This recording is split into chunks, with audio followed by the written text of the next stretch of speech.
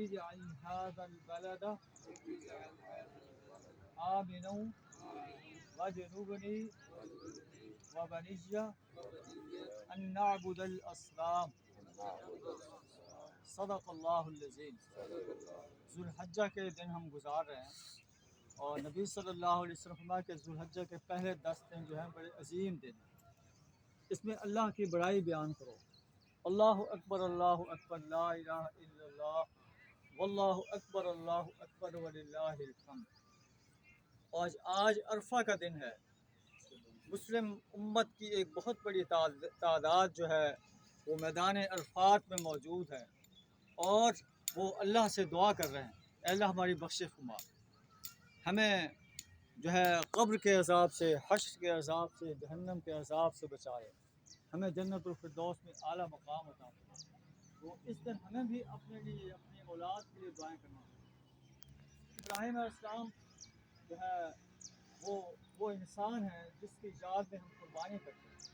ابراہیم علیہ السلام اللہ سے دعا مانگ رہے ہیں اور قرآن اس دعا کو، اللہ اس دعا کو قرآن میں بیان فرما رہا ہے۔ تو ہمیں بھی ایسی دعائیں کرنی چاہیے۔ اس وقت کا تصور کرو جب ابراہیم علیہ السلام نے اپنے رب سے کہا کہ اے میرے رب، اس شہر مکہ کو امن والا شہر بنا دے اور مجھے اور میری اولاد کو بتوں کی عبادت کرنے سے بچا۔ اس وقت جو ہے لوگ تھے بتوں کی عبادت کرتے تھے، نیک لوگ جو فوت ہو گئے تھے ان کے مجسمے بنا لیتے تھے، ان کے سامنے جو ہے اپنی دعائیں پیش کرتے تھے، اپنے حاجات پیش کرتے تھے اور کہتے کہ یہ ہماری حاجات کو پورا کرنے والے ہیں۔ تو ابراہیم علیہ السلام دعا کر رہے ہیں کہ اللہ مجھے بھی اور میری اولاد کو بھی بتوں کی عبادت کرنے سے بچا۔ ان بتوں نے بہت سی انسانیت کو گمراہ کر دیا۔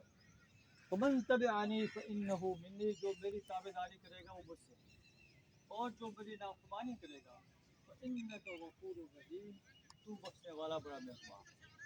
معلوم کہ کسی کے لیے بد دعا نہیں کرنی چاہیے۔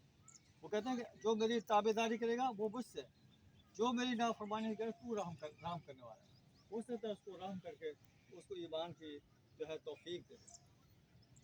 پھر آپ اپنی اولاد کو، اسماعیل علیہ السلام کو اور اپنی بیوی کو اس مکہ کے بیابان جو ہے جگہ پر چھوڑ کے جا رہے ہیں جہاں کوئی آبادی نہیں ہے۔ تو آپ کہتے ہیں کہ اے میرے رب، میں نے اپنی اس اولاد کو اس جگہ بسایا ہے، وادٍ غیر ذی زرع، جس میں کوئی